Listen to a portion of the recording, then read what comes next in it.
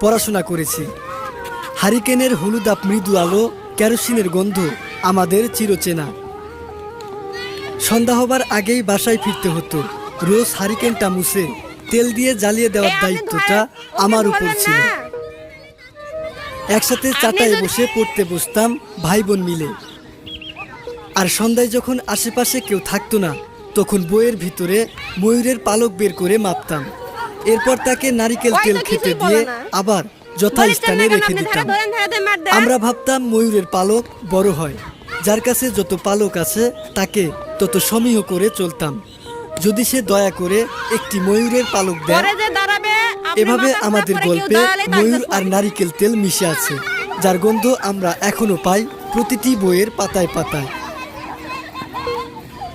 রাত পেরিয়ে ভোর হলেই দল বেঁধে যেতাম মক্তবে কোরআন শিক্ষাটা ভালোভাবে নেওয়ার জন্য।